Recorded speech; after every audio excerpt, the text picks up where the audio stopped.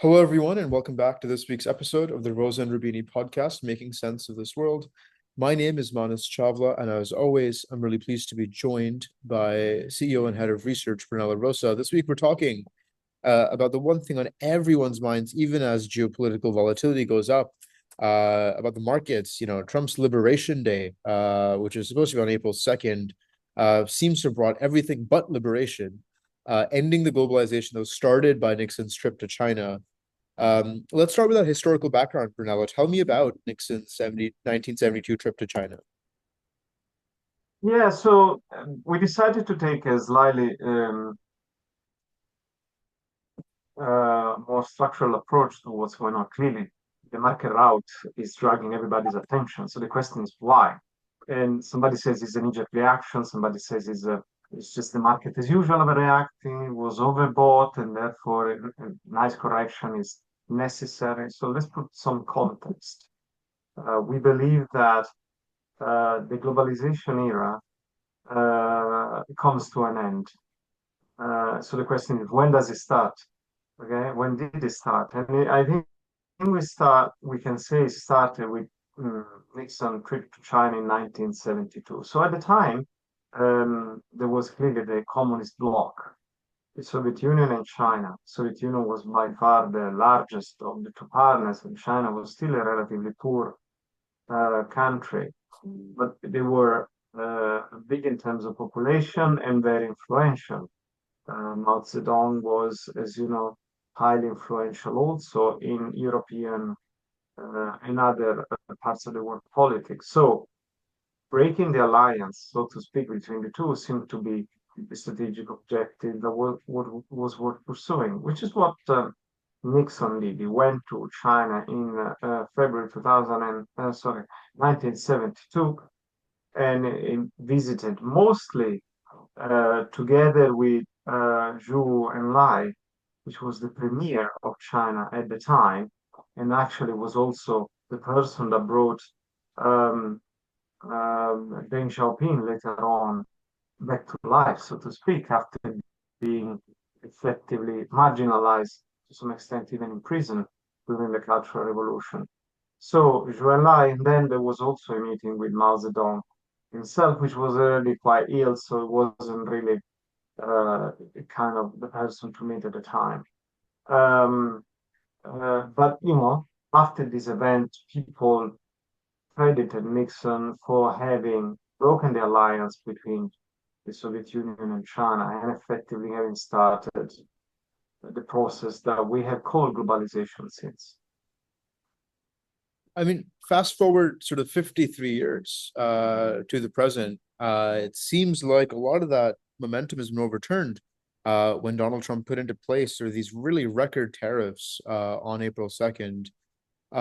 Give us some more background on what exactly happened on April 2nd and what's, the sort of specific and immediate market reaction was right after that.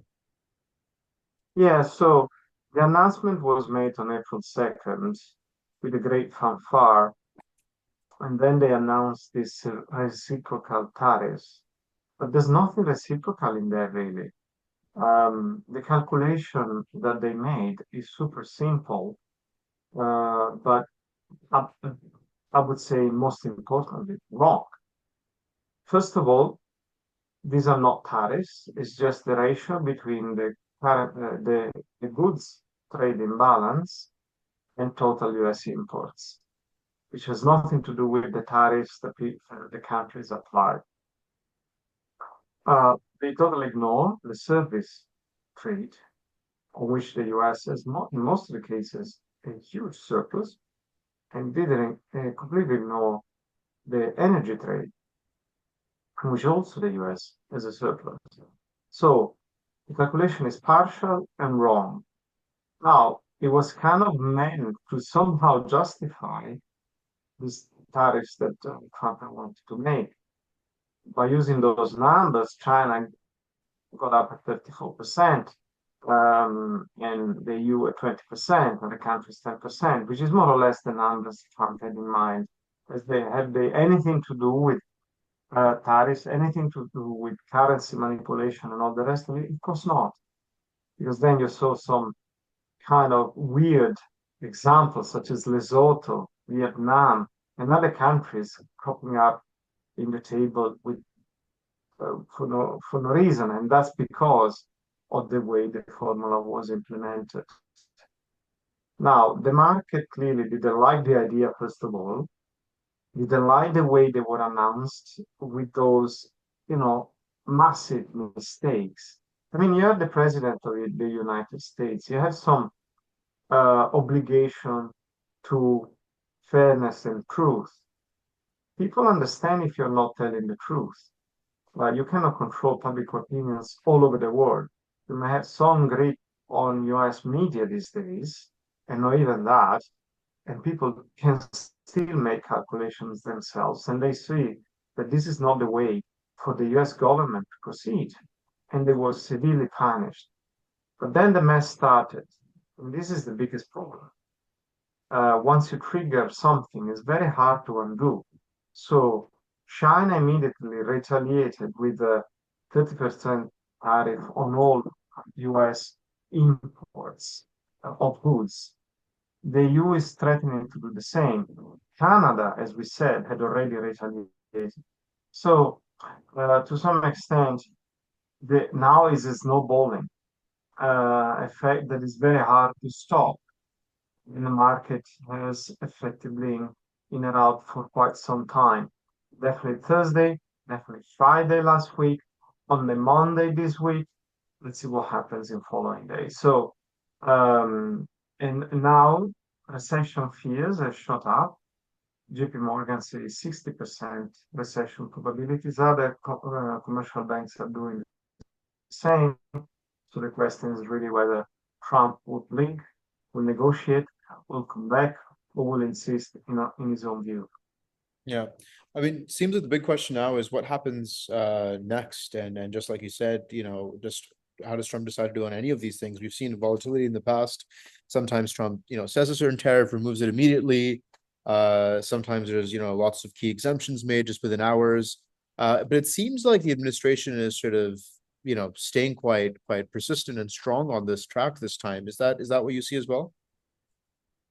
Yes, I mean, for Trump to preserve any credibility, backing down now would be a mistake. On the other hand, if you pursue this way, it will also be a mistake. So then if you do, then if you don't, why would that be a mistake? Because if he causes a recession, as it seems likely at this stage, then there's no way he's going to win the midterm elections that he needs to win 2 years from now. And well, at this point, less than 2 years, as you know, given the political cycle, effectively by December this year, the entire maneuvering is over, and then you start the long campaign until November 2026. So really, there are a few months for these things to play out.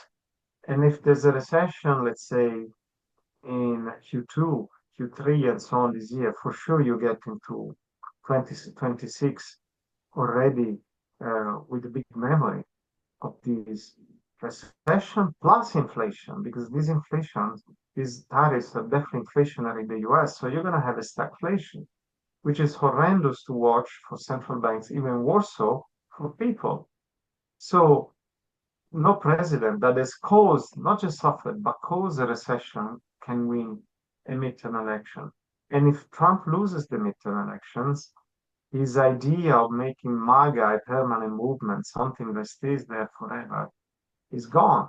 So he needs to avoid that. So between the two evils, it probably it's better to back down and start negotiating on something that would not damage the US and the global economy as much. Will he do that? I'm not sure.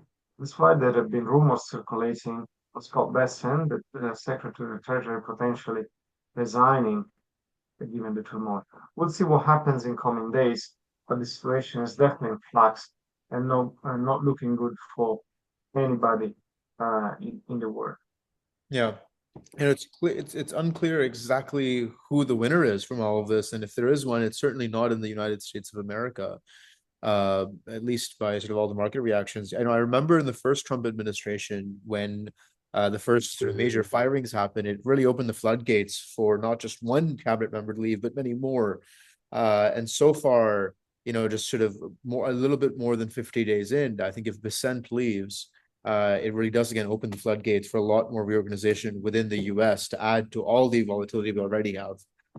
So something we'll watch quite keenly is these appointments and sort of the market reaction. As always, Brunello, thank you so much for your time and insight. Thank you very much. Until next time.